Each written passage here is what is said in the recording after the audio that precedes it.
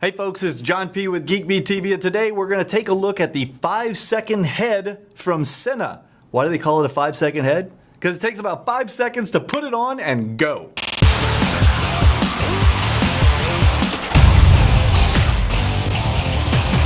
All right, I was really excited when we got this thing, partially because the case just looks so badass. I don't even know what to say about it.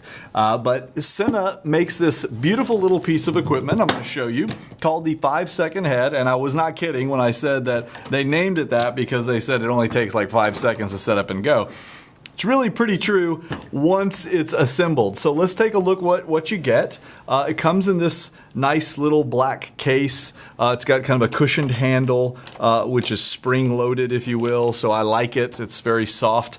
The whole thing fits in here.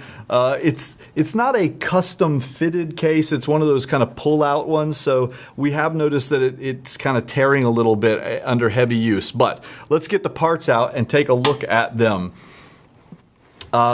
We have the motorized head, the main piece of the puzzle here. This little blue section is for balancing it, and we'll talk about that a little in a second. We've got components that get mounted in here for the camera, and we'll put those together in a second. We have a cable that is useful if you want to go in wired mode as opposed to wireless mode. We're not going to do that today because what I love about it is it's wireless. We do get a charger. Now the charger is kind of funny because it's got two ends to it. They've kind of hacked it together here so that it can charge two things at once. There's also a secondary little charger here. I think this is just for the extra battery that they give you. There's an external battery that you can get. We also have the remote control. And the remote control has an interesting little piece that you can stick right on there with some Velcro, plug it in on the side, and it has a couple of illuminated LEDs up under there so that if you're working in the dark, you've got some LED illumination. I am going to set that aside for now as well. What else do we have? We have some weights. These are counter weights. We'll use those in just a second as we are putting the thing together. And we have some little extension pieces should we need them. Okay, that is what we get in the case. Now, how does it all go together? Okay, first things first, we are going to need our camera. Dave, grab me the camera over there. This particular piece, thank you, sir. This particular piece slides down into here, and there's a whole balancing process that goes into this. I'm not going to go over it because there's a lot of videos that cover it, but essentially this blue piece, when it's mounted in here, it will freely spin around, and you go through a process of making sure the camera is kind of weightless in the middle. Once you get it there, you know what the markings are for this, and you can pretty much stick it in at about the same spot every time. So we'll put that right there. This is our quick release plate adapter. This will mount right on the bottom. We'll screw that in. And of course, then we're going to slap the camera in here. We just slide it in and tighten it on the side here. Okay, so the camera's mounted. Oops, didn't quite get it fully tightened there. Okay. And then, why the heck is this not tight? There we go. There we go. We need to screw on our little counterweights on the back. Now, assuming that you had balanced it properly previous to this being finally mounted, you're done. There is a power switch over here on the side, on the bottom right here, and we would flip this bad boy on.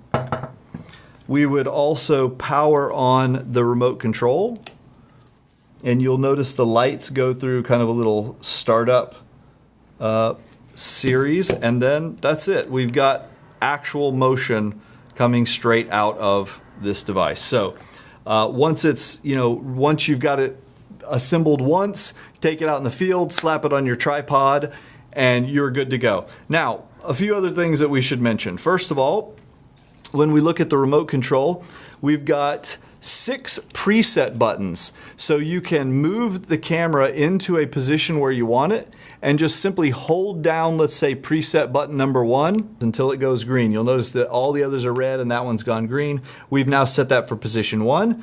I could rotate this into another location and hold position 2, and bingo, now we've locked in 2 positions. We could do this 6 times. We can also adjust the speed that it rotates at. You see how fast it's moving right now, and we can speed that up or slow it down dramatically.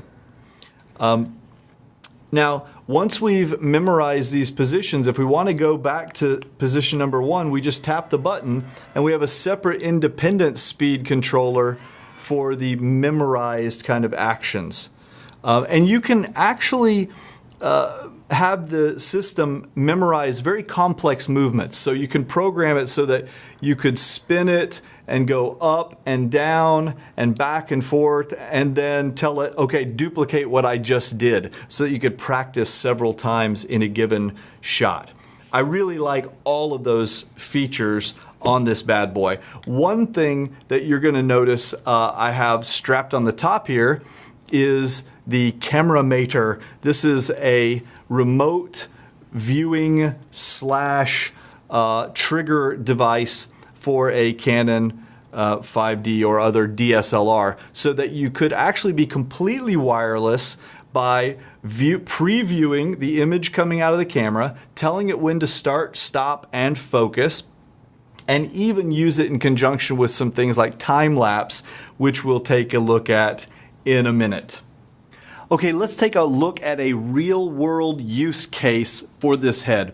Right now I've got it mounted on a jib. It's perfectly balanced, and you can see that with just a finger I can touch it and bring it up or down. This is the way a jib is supposed to work. The problem with the jibs with fixed cameras is when the camera is in one position, let's say perfectly flat like it is now, if we move the jib upwards, we're kind of bringing something out of frame. Like a person standing here, we're kind of panning up over their head, which works for certain shots. You want that. However, for some shots, you want to get motion with your video and keep your subject right in the line of fire. So what we can do is one of 2 things. Either you can have multiple operators here, and one person can manually adjust the head, like I'll do right now, just to show you how easy it could be. Let's say we were focusing on something right about here in the middle. I'm going to bring the head up while pointing the camera down, just with using my 2 hands. So you can see how the camera is remaining focused at the subject, no matter if I go up or down with it. Will keep the person in view. So that is very useful, especially to be able to do it wirelessly and really fast. We can slap this on here, bang, knock out the shot, and then move on to something else. That's one option. Of course, a second option is we could go through the programming process where we set a memory. Let's say I'd move it into this position and hold down the number 1 button until it lights up.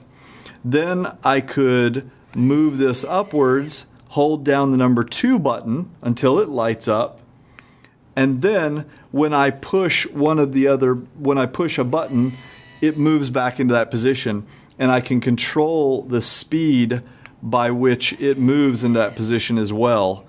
So what we could do is set it so that it's at just the right speed and then practice moving like this. So a single person using the memory presets could just time it perfectly. That would be a great way to do it. Let's move on. I want to show you another really great idea, but I'm going to have to change this up. So we'll be right back after this. Okay, I really like this particular configuration. You may recognize that I've got the 5-second head mounted on a slider. This is a DigiSlider, and right now I've got the fast motor on it. The fast motor on the DigiSlider combined with the 5-second head would allow you to take video of, with two different planes in motion. Let me show you what I'm talking about here. We'll get the slider action going, and then I can also pan the camera in the opposite direction. So you can imagine this makes for very, very beautiful slow motion kind of framing of your shot in action. But what you can also do, which I'm especially excited about, I think all photographers would love this, not just videographers, is you could use a special time-lapse mode.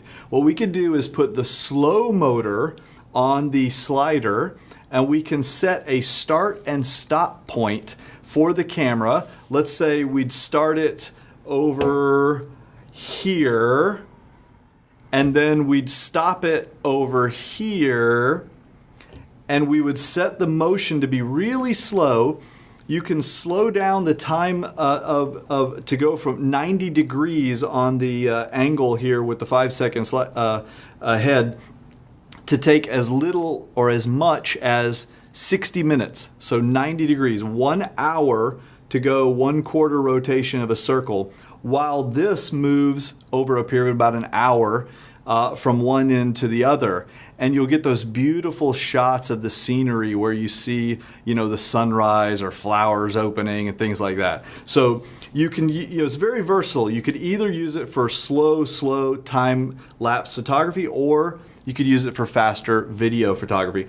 All in all, I think it is an amazing piece of equipment. I love it. Works great. It does take a little bit of getting used to figure out how all the programming works, because there's not a lot of manuals and there's a lot of buttons. But once you've got that down, it's kind of second nature. So if you guys want more information, check the show notes, and we'll have links to all the goodies you've seen here. If you like it, thumbs up on YouTube, and we'll see you guys later on. I gotta go get me some good photography here.